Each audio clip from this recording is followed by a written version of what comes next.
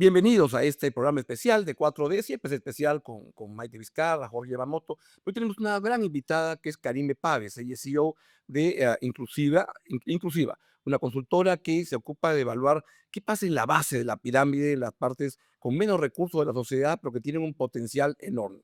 Jorge, Karime, Maite, bienvenidos. Un Muchas gusto, gracias. como siempre, gusto. Karime es chilena, pero conoce el Perú y trabaja acá, tiene una empresa acá y tiene un conocimiento muy interesante de lo que pasa en Chile, en Perú. Y lo que hemos decidido conversar es qué pasa con la generación Z en la región. Mucho se habla de Nepal, Madagascar, Indonesia y Marruecos y que de ahí vienen los influjos. ¿Qué está pasando con la generación Z en la región? Y eso vamos a conversar el día de hoy. Karime, bienvenida. Muchas gracias por la invitación, Augusto, aquí. Acá decían que a veces tú comentas de que como conoces un conocimiento de lo que pasa en el Perú y en Chile, que por menos cosas en Chile habrían saltado más rápido los jóvenes. ¿Es así? Sí, me parece que Péguense por favor a sus micrófonos. Jalen el micrófono. ahí está. Sí. Yo creo que sí, en Chile los jóvenes tienen un histórico organizativo bastante amplio. Y esa organización hace que con algún evento o alguna, ¿no? Ellos puedan rápidamente organizarse y salir a las calles, manifestarse, marchar. Hay una tradición de marcha, estamos hablando de un país además que tiene una trayectoria obrera, operaria, ¿no?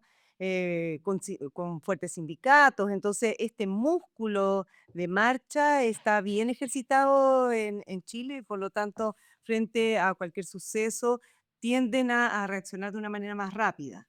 Tú contabas, Karime, que hubo una ocasión en donde subió el pasaje público y generó una gran revuelta. Y Claro, también el la de tema de los supermercados. ¿Podrías contarnos un poco eso? Sí, efectivamente fue uno de los fósforos que encendió el estallido social, ¿no? Que además hace poquito se cumplieron algunos años de ese momento y que fue justamente el pasaje, algo que afectaba a la mayoría de los chilenos. Y no solamente el pasaje, sino algunos comentarios desafortunados por parte de sí, políticos que fueron como claro. esa chispa de la rabia popular, ¿no? Y por la cual la gente sale, ¿no? Y hoy día estos jóvenes también organizados por las redes sociales llaman hay una convocatoria muy activa en redes sociales que es capaz de articular con una velocidad increíble. Y no vamos a hacer competencia de comentarios desafortunados, pero ¿qué tipo de comentarios fueron los que incendiaron la Sí. molestia de los jóvenes? ¿Tú no te ¿Recuerdas? acuerdas? Yo sí me acuerdo, Sí. la mujer de, bueno, la esposa de Piñeira, ¿no? Ujú.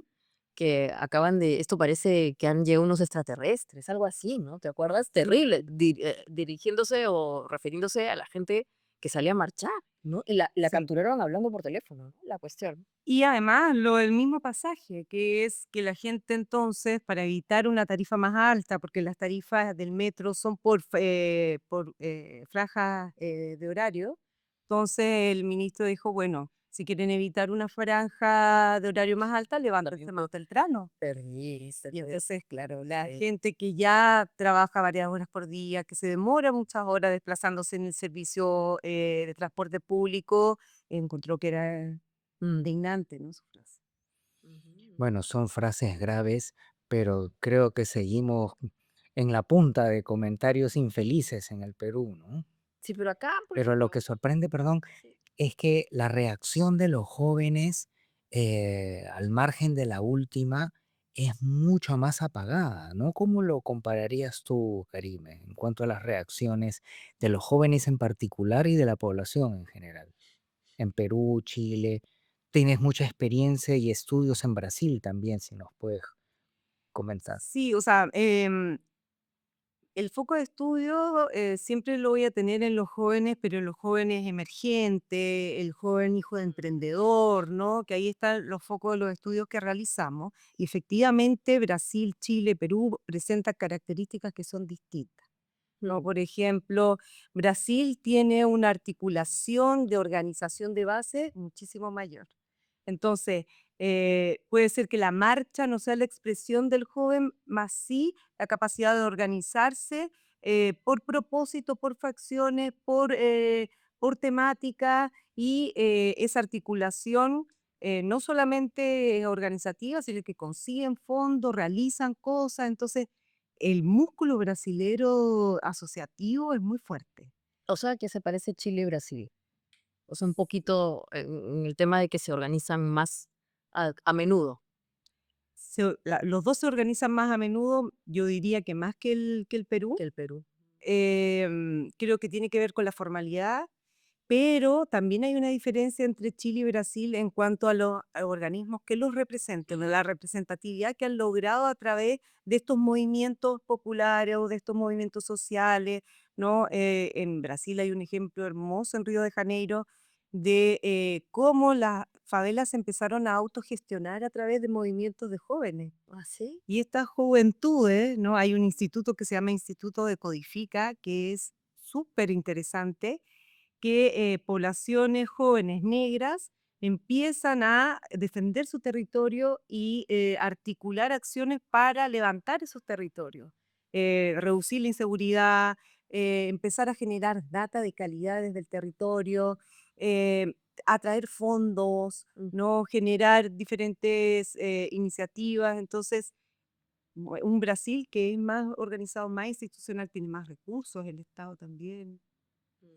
Y son estructuras, quisiera ligarlo al tema, es generación Z. ¿Son generación Z o son países que tienen más experiencia, en Chile de operarios, a gente que ya tiene trayectoria y que son capacidades de organizarse de hace mucho tiempo? En Argentina marchan por cualquier cosa, salen a marchar por cualquier vaina.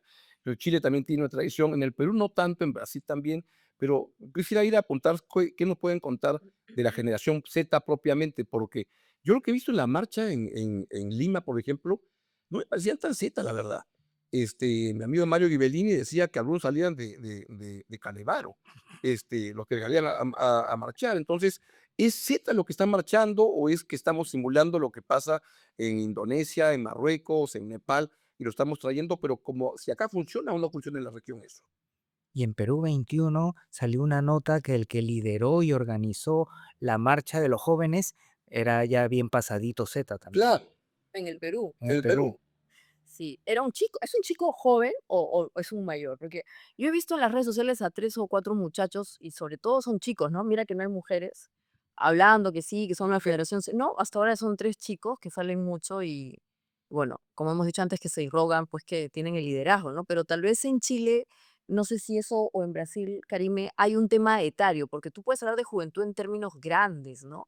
Pero aquí, por alguna razón, es como un nicho, menores de 30 hasta los 18 es como que está bien marcado. ¿Eso es allá sí también? Lo que pasa es que también yo veo que hay diferentes tipos de marchas, ¿no? Hay marchas que son de gran convocatoria, como lo que pasó cuando el gigante despierta en Brasil contra la corrupción, Claro. ¿cierto? En contra de Dilma y todo lo que Así estaba es. pasando en ese entonces. El estallido social es gigante, ¿no? Y luego están las otras marchas que son con propósitos muy particulares, ¿no? Mm. O como, bueno, la del feminismo en Chile fue inmensa, pero tenía una temática muy concreta, ¿cierto? O la de los trabajadores, o de diversidades, ¿cierto? Entonces, hay diferentes tipos de marcha y creo que ahí, cuando son estas marchas que son masivas, ya la juventud, si bien tiene un liderazgo, una Así. participación importante, también se pierde un poco porque es tan masivo que se vuelve un poco un algo de todos, ¿no? En el estallido social fueron Todo, millones de personas. claro. Pero Tanto que el 82% afirma que quiere una nueva constitución después de eso, ¿no? Así. 82. Pero en el mundo está ocurriendo eso. En el fin de semana que ha pasado, en Estados Unidos han habido marchas en muchas ciudades que han movilizado a 7 millones de personas. Y la manifestación se llamaba No Kings, no reyes, que era decirle a Trump, no queremos un rey, queremos un presidente y estás violando los derechos individuales, estás destruyendo la democracia. El mundo está marchando, pero no soy muy seguro si son solamente zetas o es que el mundo marcha.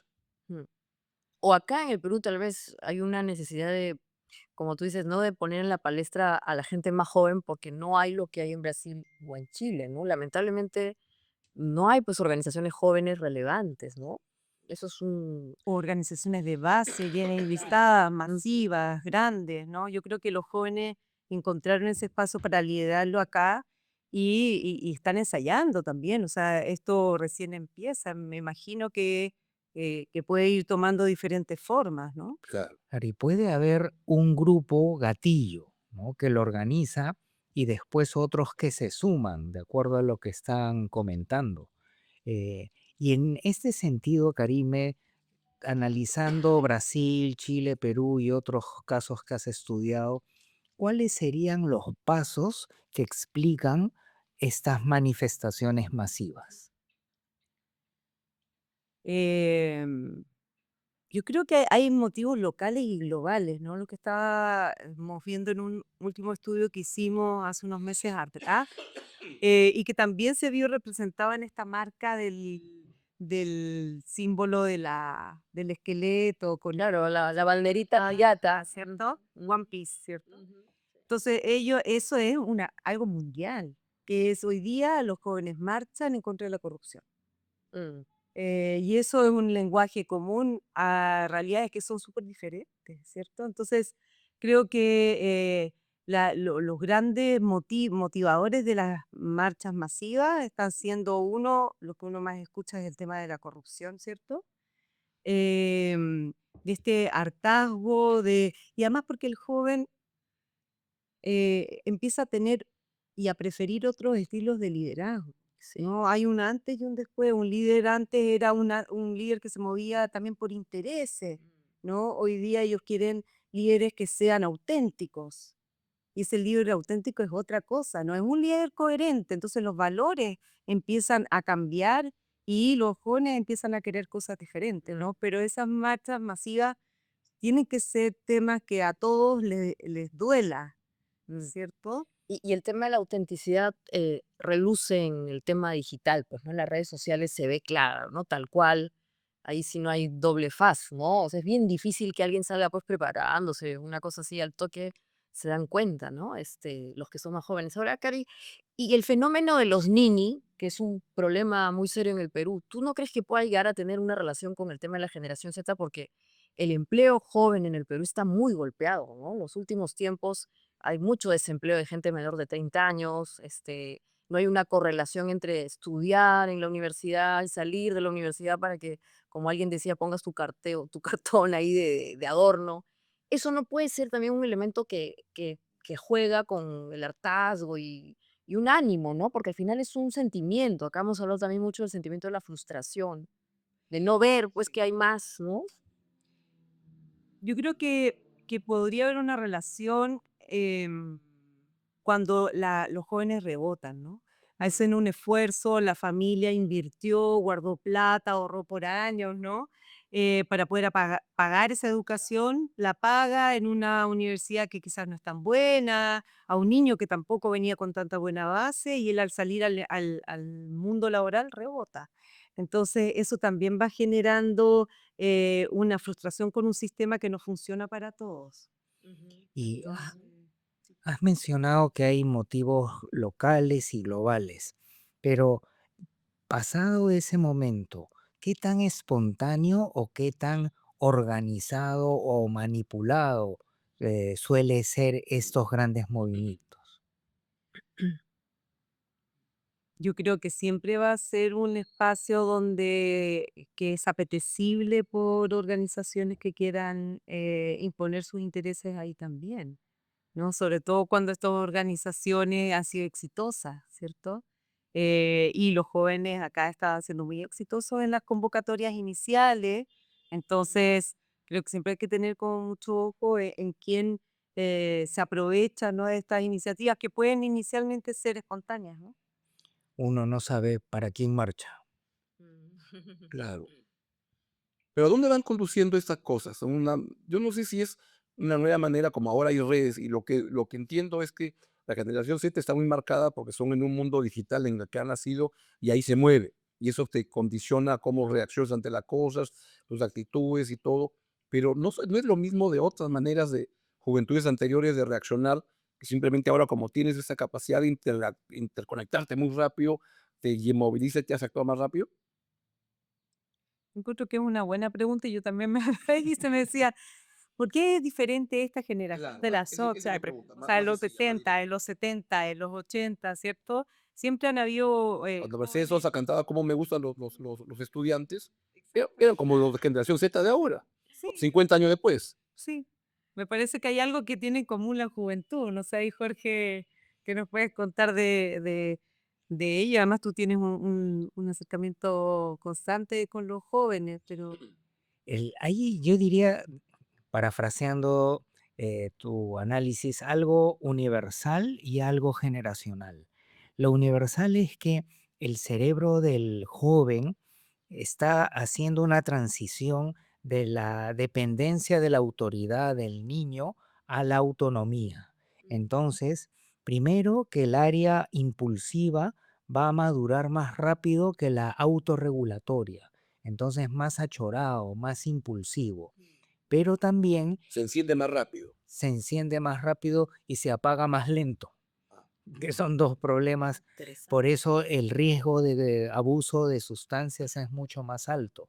Es la época pesadilla para los padres, porque se vuelven más independientes, mala onda, etcétera. Pero eso es parte de esa salida del nido y después ya el padre y la madre se vuelven los personajes más importantes del universo. Y se disparan los ideales, ¿no? Entonces creen que pueden cambiar al mundo y se matriculan en causas un poco utópicas. Mm. Pero eso es ya de la evolución. Pero la última generación se caracteriza por tener un nivel de ansiedad muy elevado. Y Jonathan Haidt en su libro Generación Ansiedad, que al peruano sería traducido Generación de Cristal, señala cómo el abuso de redes hace que se pierda el juego no supervisado, donde el niño aprende a conciliar, a desarrollar amistades reales. El abuso de redes reduce el ámbito de atención, ya no se leen libros ni artículos y se genera una activación de placeres de 60 segundos tan repetitiva que están así acelerados y a la hora que hay que disfrutar algo de baja activación, como una buena conversa con los padres o con los amigos, sacan su celular y empiezan a fumárselo visualmente. Mm. quizás una diferencia con las generaciones anteriores, sumando a eso, sería que los jóvenes de hoy sí tienen un profundo interés, por ejemplo, por los temas de conciencia social y conciencia sí. ambiental, Mm. por el tema del propósito. Mismo la consultora llegan jóvenes a querer trabajar, no por el empleo y por la razón económica o por el, ¿no? acúmulo de capital, lo que sea, ¿no?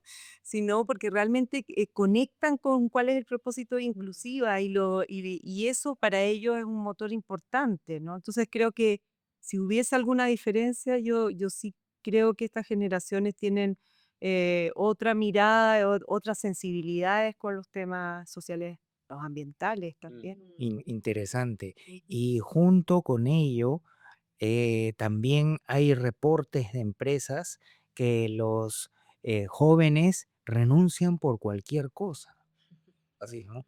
Poca Y tolerancia a la frustración, y ¿no? que no muestran mucho compromiso, quizás por las características de tu consultora y de tu cultura organizacional, capture una proporción. La pregunta es qué tanto hay de lo uno y de lo otro. En un aula de 60 estudiantes de primeros años de la universidad, les pregunté, yo asumiendo, ¿no? Que todo el mundo conocía de las marchas, les hice una pregunta y me di cuenta que no estaban entendiendo mucho y les pregunté, ¿quiénes han oído hablar de la marcha de la generación Z? 3 de 60, No te creo. Wow. ¿Y de qué edades son? ¿De universitarios? de Ya, 18 a 21, ya ves. No te puedo creer. Wow. recontra Zetas. Mira tú. Contras. Y mi labor Mm. que consume más tiempo Tú eras el más de todos. es controlar que no prendan el celular en clase. Y les dolía. Y ahí hicieron caput. Ah, no, a los que son más bravos se duermen. Qué buena. Hibernan como el celular. Exacto, sí. Mati, hablando desde el celular, lo que yo la verdad que recién estoy aprendiendo de los Z, pero una característica que tiene es que es el mundo digital es muy importante. ¿En qué los cambia eso? ¿De qué manera tú que estudias el tema de la digitalización y esto, cómo es que esto lo vuelve una generación distinta a las otras? Sí, lo que dice Jorge es también cierto y empata con lo de Karime porque hay un término que antes hemos mencionado acá que es el clictivismo, ¿no? El activismo del clic.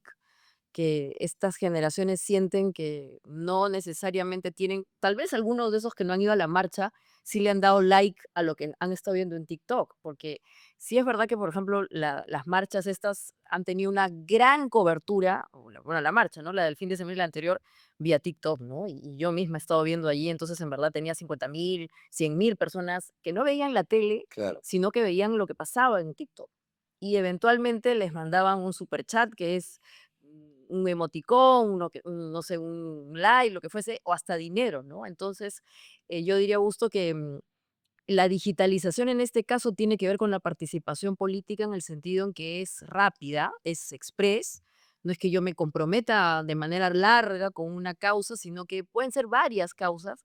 Y yo siento esa afiliación de una manera, pues, como que se prende y se paga, ¿no? O sea, bastaría con darle un like o mandarle algo de dinero por un super chat y yo ya sentiría que he abonado en esa causa, ¿no? Y creo que eso es un problema también, porque tienes la sensación de que estás colaborando con una razón relevante, pero como bien decía Jorge, como tienen tanta ansiedad por el consumo digital, igual cambian, ¿no? Mañana es esto, mañana es otro, o igual me da darle un like a la marcha, como que le doy igual un like a un chico que me dice qué ropa me pongo, o lo que sea, ¿no? Entonces esa variedad de intereses, yo creo que tiene que ver con cuánto se compromete, o sea, el compromiso existe, pero no es tan largo, no es de larga duración. Eventualmente puede ser muy, digamos, diversificado y cortito, ¿no? Como un like. Bueno, Maite ve las marchas en TikTok.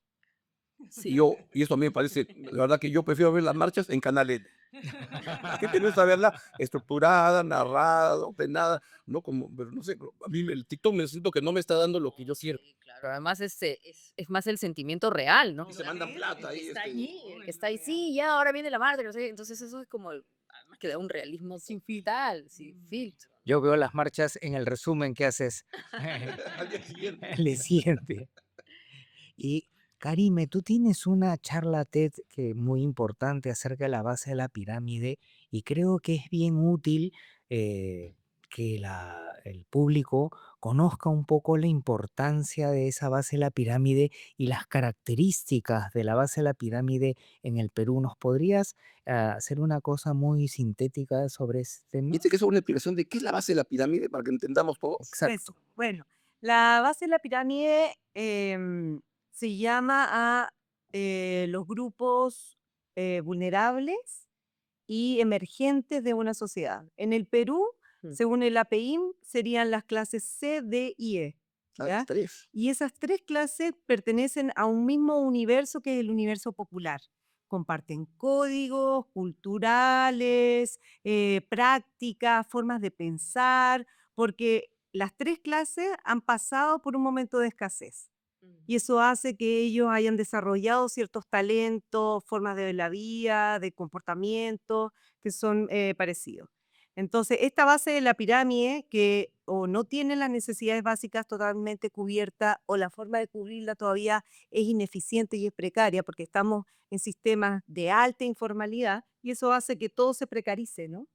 Ellos tienen la habilidad, tienen la actitud, tienen una serie de herramientas, pero no tienen necesariamente la posibilidad de las oportunidades. Entonces, la idea de los negocios inclusivos, que es lo que promovemos en Inclusiva, es cómo el sector privado puede ayudar a esta base de la pirámide a que este camino de prosperidad que ellos mismos van forjando se pueda acelerar, se pueda hacer en menos tiempo, se pueda hacer mejor y a través de lo que las empresas saben hacer, que son los negocios, ¿no? Entonces, miro la base y conecto a la base de la pirámide como trabajadores de mi empresa, como consumidores de mis productos, porque diseño productos y servicios para ello, una vivienda accesible, agua de calidad, servicio de saneamiento, un producto nutricional, o porque necesito atender este público y desarrollar un sistema de distribución de última milla. Pero la idea es que en la medida que esta base esté atendida y sus necesidades estén resueltas, la prosperidad del Perú va a ser mejor, ¿no? El desarrollo económico, Mm. las generaciones más, con mayor educación. Entonces tiene un país mejor en la medida que puedas invertir y apoyar a esta base de la pirámide. Por esa, también esa preocupación de todo lo que estaban pasando por el tema de las extorsiones, ¿no? Y este discurso me parece mucho más racional e inclusivo comparado con el discurso político, y no solo político, sino de algunos empresarios de la informalidad, ¿no? Que es un tema de un poco de inmoralidad o como algo de subdesarrollo mental, pero tú estás describiendo una historia diferente, ¿no? ¿Qué opinión te merece ese concepto de informalidad ampliamente difundido? Lo de la informalidad es súper complejo porque muchos además sectores se benefician de una informalidad. La informalidad un poco subsidia un montón de cosas en el Perú, Mm, ¿cierto? así es. El transporte, Mm. no, cosas llegan a precios por la informalidad. Entonces, y responsabilizar solamente a la base de la pirámide de la informalidad, siendo que es el boomerang para ellos, no es justo, ¿cierto? Al final los que son más perjudicados por la informalidad son las personas que viven en los espacios informales, que Ujú. por la informalidad no les llegan los servicios o llegan con calidad precaria, porque no hay una supervisión, no hay parámetros, Mm. ¿no? Porque tienes que vivir del día a día, entonces tu capacidad de pensar en futuro es súper limitada. Y eso, Karime, o sea, haciendo ya un zoom a la base de la pirámide, ¿cómo es entonces esta gente más joven, la generación Z que estamos mencionando? ¿Toda la generación Z es igual en todos los niveles sociales en el Perú o en particular, por ejemplo, en la base de la pirámide, por la precarización que tú indicas, tiene otras características? ¿O es la misma cosa? Y yo ahí agrego una pregunta que justo tiene que ver, ¿hay zetas pitucos y zetas misios? Ajá, qué buena pregunta. Todos son iguales. No, yo creo que hay convergencias y divergencias. Hay cosas que comparten, por ejemplo, todo lo que tiene que ver con la conciencia social y ambiental. Para mí no tiene discriminación de clase. De hecho, tú escuchas voces de jóvenes de zonas rurales como Solcilla, ¿no? Como el Claro. Yupanqui, y un montón de mujeres, de chicos jóvenes desde sus territorios, ¿no? Hablando sobre la importancia del cuidado de la tierra, ¿no? El tema de los animales, Los el medio ambiente. animales. Ujú. Entonces yo creo que hay cosas que son comunes, independientes de la clase social, pero hay otras que son diferentes. El cuidado de la salud pareciera también algo Sí. común, ¿no? Como Y salud mental. menor prejuicio con la salud mental. Sí. Ujú, ujú. ¿Y las diferencias? Y la diferencia es que los caminos de ese desarrollo son diferentes, ¿no? La, Primero, las oportunidades, todavía tenemos jóvenes, base de la pirámide en Perú, que no tienen la posibilidad de estudiar. Claro. Todavía tenemos un grupo importante de mujeres que tienen embarazo adolescente. Todavía tenemos jóvenes que por la desnutrición crónica no consiguen desempeñarse de una buena manera en todo lo que es escolaridad y luego en el trabajo, o que no llegan ni siquiera a imaginar un trabajo, simplemente son fuerza laboral de las bases más bases porque no hay otras posibilidades. Entonces, hay todos estos jóvenes que no son los jóvenes que vemos en las marchas, son los jóvenes que no vemos, ¿no? Mm, Que están en los subempleos súper precarizados. ujú. Entonces, sí. ¿Y has diferenciado a nivel socioeconómico? ¿También hay diferencias a nivel país en la base de la pirámide? O sea, entre países como Como Perú, Chile, O Brasil. sea, ¿en qué es diferente un zeta chileno de un zeta peruano? o no, o no sé. Sí, Eh, hay. Hay diferencias que tienen que ver con territorios, con cultura, ¿no? Con historia, pero a mí lo que más me impresiona es que hayan convergencia. Y por eso hicimos un estudio que buscaba hacer esa síntesis de qué cosas tienen en común los niveles de la base de la pirámide en América Latina. ¿Qué tienen en común un base ¿Qué brasileño, tienen en común? chileno? y tienen en común algunos principios que, como les decía, tiene que ver con el trauma de la escasez. Entonces, cuando tú pasas por dificultades económicas, tu Interesante. capacidad de ser creativo, resiliente, es muchísimo mayor. Cuando tú pasas por un sistema de educación ultra precario, de baja calidad, tu estilo de pensamiento va a ser un pensamiento concreto, un pensamiento visual, crece el analfabetismo funcional. Entonces, todo eso no va a depender si es Chile, si es Brasil, si es Perú, si es Colombia, si es Nicaragua, ¿no? Ay, Sino que tiene que ver con la condición a la que estuvo expuesta esa persona. Y esos son los patrones que empiezan a repetirse y que uno encuentra en todos los países igual. Ahora, su expresión mm, estética puede ser distinta, Claro. ¿no? tu educación ética. No, estética, algunas Estética. cosas. Ah, ok.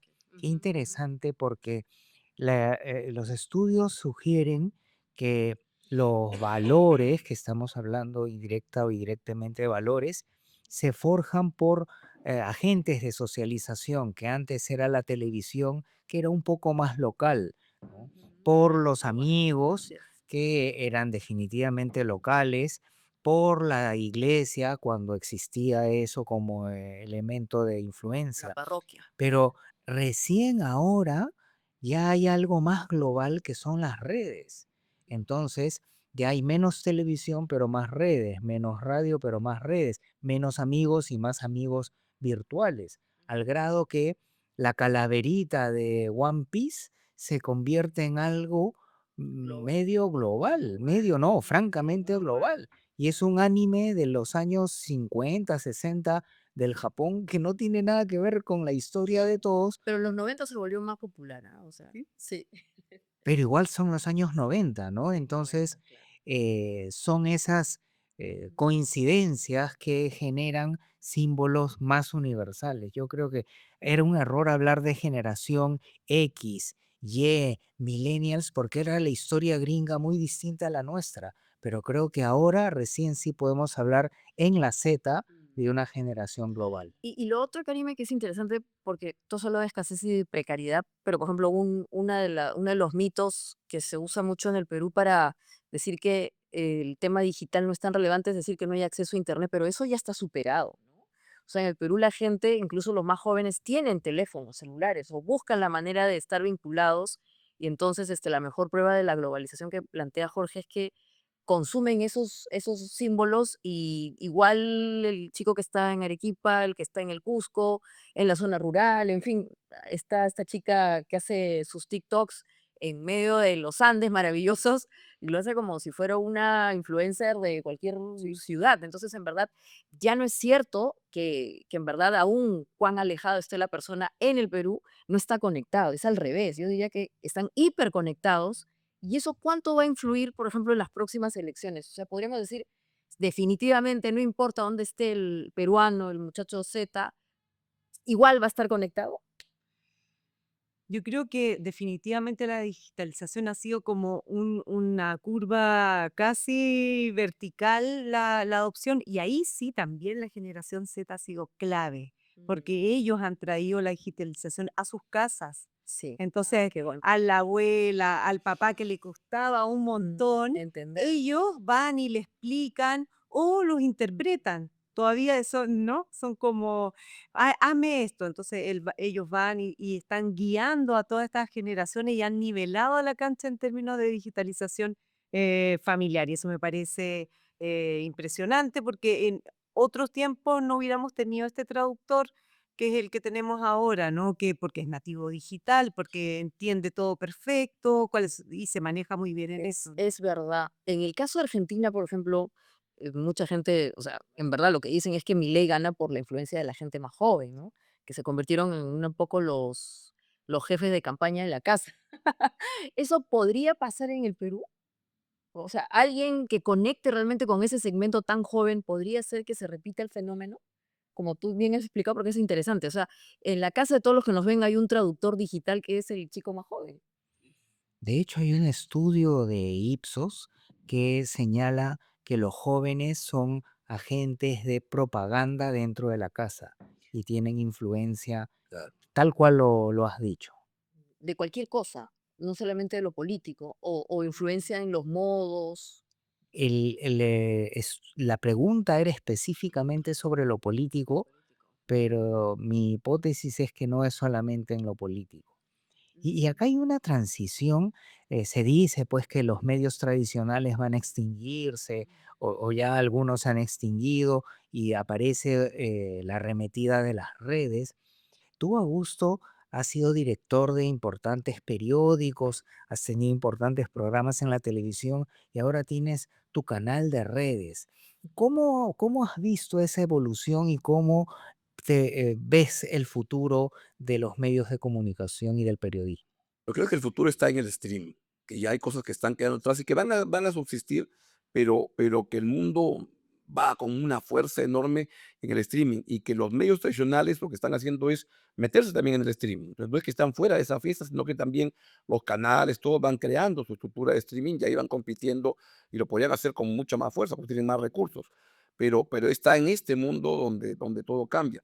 Ya ver cable, por ejemplo, televisión en cable, o sea, una película en cable, ya no, porque uno busca la película a la hora que quiere ver, la para, la vuelve a ver, lo que sea. Ya buscar a la hora que te la da, ya no tiene sentido. Eso cambia mucho y el mundo está más por acá, ¿no? Sí. Y los estilos también de liderazgo de comunicación, que es esto más Sí. suelto, menos acartonado, con menos guión, más Claro, espontáneo, más espontáneo. Y auténtico. cambia la manera de pensar. Pero ahí quería preguntarle algo que creo que entre Maite y Karim me pueden comentarnos, es el concepto de nacionalismo. En un mundo digital donde todo se vuelve tan global, ¿los países pierden fuerza? El concepto de... Yo me puse a dar cuenta que cuando con mis hijos les preguntaba: "¿De qué equipo eres?". Un día me dijeron: "Bueno, en España del Real Madrid, en Argentina el Boca Juniors". Aguanta. Yo era solamente de Alianza Lima. Entonces, claro, la globalización, y esto fue hace 20 años. ¿Cómo va a ir rompiendo si el nacionalismo se va perdiendo y las fronteras de los países se van derritiendo? Porque esta onda global en los Zetas, en el mundo digital, pierde peso, lo que es un país, el límite, político, o siguen habiendo, muy marcadas visiones del nacionalismo. Yo creo que hay las dos tendencias andan ahí juntas. La tendencia a lo global, a esa capacidad que tú tienes, por ejemplo, de esto que hablábamos, de encontrar un símbolo que funcionó en Indonesia, ¿no? Y también acá en Perú, claro, ese. Pero en el Perú se ha tropicalizado con Timoteo. Eso fue la semana pasada. Pero también de revalorización de lo local. Y eso está en auge.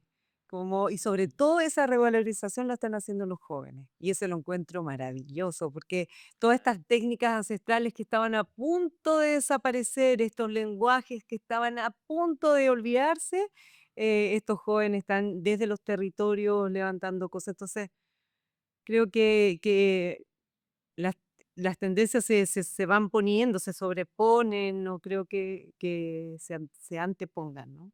Maite, ¿cómo lo ves la cosa digital con el nacionalismo? Bueno, el mejor ejemplo es el que has mostrado, ¿no? O sea, cómo aparece Timoteo, que es un personaje que solamente, bueno, Karime y los peruanos lo entienden, ¿no? Que es un dibujo, pues es un muñeco de un programa infantil, ¿no? El término que se suele usar es el famoso ser glocal, ¿no? Mezclar lo global con lo local, ¿no? Que es lo que finalmente también tiene un gran éxito en las redes sociales, en el mundo digital, ya que hemos hablado del streaming, ¿no? Por ejemplo, YouTube está feliz con Latinoamérica, porque globalmente la zona del mundo donde más contenidos digitales en streaming se produce ¿Así? es Latinoamérica. Todas nuestros vecinos y nosotros mismos, ¿no? ¿Por qué? Así. Porque no hay espacios de comunicación formal, ¿no? Como decías tú, Karime, ¿no? Entonces no hay partidos políticos, no hay asociaciones. En toda Latinoamérica hay una necesidad tremenda de expresarse y han encontrado en los streaming de YouTube un gran espacio, ¿no? Entonces eso es bien interesante porque el otro día leí un informe que planteaba eso, ¿no? Que YouTube estaba muy contento con Latinoamérica porque hoy día si tú empiezas a ver equitativamente los contenidos en español contra los de inglés, ya hay un peso interesante de contenidos en español y eso está muy bien para todos los que crean contenidos. Sí. Claro que sí. Hay una gran oportunidad como negocio, pero también como canal de expresión. Y además también hay una diferencia, como que en las generaciones anteriores uno evitaba posicionarse, porque hasta, ¿no? Para no generar roces, íbamos a una comida o algo, tú te posicionabas un poco neutro para... Ahora los jóvenes quieren que sus influencers, la gente que los representa, tomen partido, hablen sobre los temas relevantes, ¿no? Y les exigen que tomen Sí. posición. Eso es una Y diferencia. eso pasa ahora con que es algo que no ocurría antes. Los CEOs de empresas importantes están tomando posición. Cuando viene el Día del Orgullo, cuando viene el día de marchas, salen a tener posición, que antes una empresa siempre era, yo me mantengo al margen de esta vaina. Sí. Mm, Y ahora sienten que tienen un compromiso y que les gana mejor relación con su cliente el enganchar con esta. mm. Y así como le preguntaba perdón, Sí, no, y Karime, pero eso que dices que de tomar posición, ¿cómo se lee también con los extremos, no? Porque a veces esto de tomar posición por una u otra cosa termina polarizando. ¿Podría haber una relación con eso o no necesariamente? Porque hay temas en donde lamentablemente hemos llegado a lo binario. O soy a favor de A o soy en contra de A. ¿Eso cómo se puede entender? O sea, lo que hablábamos con un grupo de chicas decían, lo peor que puede pasar es la no posición. Entonces ya tienes ahí. O sea, antes que la Mm. posición extrema, la no posición es el mayor problema. Y lo otro es Sería no expresar, no expresar, no expresar, evitar comentar. evitar comentar. Claro, Claro, eso sería. eso sería lo peor. Y lo otro es, em, los comentarios no son de partidos, Ujú. son en cuanto a valores, creencias, opinión, ¿no? De cosas que yo sostengo y creo, más que de político directo, digamos, ¿no? O partidario, ¿no? Entonces esperan de estos líderes que hablen si están a favor o no del aborto, si están a favor o no de las diversidades, si, entonces que se posicionen frente a los temas relevantes, ¿no? Que no necesariamente, porque también el influencer no se posiciona políticamente, claro. porque como también es de una personalidad más fluida y flexible y que se permite contradecirse, él no va a... Y entiendo que los Zetas son de los 20 a los 29. De los 18, bueno, ahí mejor que nos diga exactamente Sí, más o menos, 18, ¿no? 19 a 29. Y Sí. Jorge, tú que siempre estás mirando estas cosas, ¿qué son los que vienen atrás? Empezamos el abecedario de nuevo con el A, pero qué están pensando los de 12 a 18, Los 19? niñitos, los más chiquitos. Bueno, es una Hay que preguntarle. pregunta interesante. Hay que, de manera especulativa, ¿Qué porque piensan? más allá de eso no se puede señalar. em, Pero eso ya son recontra digitales, Claro, ya. sí, pero yo creo que va en algún momento, no sé si va a tardar una o dos generaciones, se va a tomar clara conciencia del brutal daño que hace el abuso de las redes sociales. Y así como la generación presente chupa menos, ¿no? Creo que en algún momento va a haber presente. una Las más distancia con jóvenes las Los ya. Zetas. redes. No, las más jóvenes ya ¿Así? no No tanto. los Z1 Ah, o los Z2, ¿no? Los que están, porque ahora ya se están, por lo menos en algunos países, educando a que solamente tengan tablet los niños para uso educativo, que no tengan redes sociales hasta los 12, desde los 12 a los 14 con supervisión, que los padres vean. Entonces, eso cuánto va a tardar, pero va a ser mucho bien. Entonces, en el futuro habría una generación de menor ansiedad, pero que sí usa redes de manera más filtrada. Entonces, en ese futuro habría más valores, más compromiso, pero menos ansiedad, lo cual sería muy interesante. Ahora, ¿cómo se va a regular el tema de las redes? Esa es otra gran incógnita, porque hemos pasado de la regulación del capitalismo de vigilancia, que nos roban información por todos lados para que el nivel de manipulación sea mucho más sofisticado para la izquierda, a la derecha o para lo que sea. Ese es un tema por verse, porque ahora se ha liberado todo y sin darnos cuenta aceptamos términos de Claro que privacidad no sabemos. que estamos tolacas claro. en el capitalismo de vigilancia. Así es, así es. Y otro término, otro tema, Karime, que eventualmente no sé, la familia, ¿cómo es percibida por estas generaciones más jóvenes, no? Porque así como Jorge ha hablado de que hay un movimiento en relación al tema de lo digital o el tema de la atención, el concepto mismo de familia ya no es el de las generaciones mayores, ¿no? Incluso hay un descenso del índice de natalidad, ya no quieren tener hijos, ahora quieren tener a un perrito, un gatito, no se ven muchos ni siquiera en una relación de matrimonio, sino en relaciones esporádicas. ¿Eso cuánto va a influir también en este proceso social que estamos viendo? ¿Cómo se imaginarían una sociedad en donde ya no hay tantos hijos, ya no hay este vínculo de la familia? ¿Eso has podido observar si también funciona en el mundo de las bases de la pirámide? Sí, yo creo que hay una diferencia en el concepto de familia de las nuevas generaciones. Lo que me pregunto es cuáles van a ser sus referencias de familiaridad. Entonces, quizás, por ejemplo, ellos empiecen a mirar colectivos. No, Porque en la medida en que yo no, ya no tengo esta familia, crianza, hijos, chicas, amplio. tengo una red pertenezco a una red de mujeres que nos gusta hacer algo, ¿no? Entonces, quizás ahí los colectivos empiecen a crecer, pero definitivamente yo también veo que hay una diferencia y también, sumando a lo que dice Jorge, miro con preocupación lo de las nuevas generaciones. Estaba escuchando una influencer en Chile que nos ponía todos sobre alerta, ¿no? Nos decía, eh, me da miedo la generación alfa, creo, que no sé la que viene.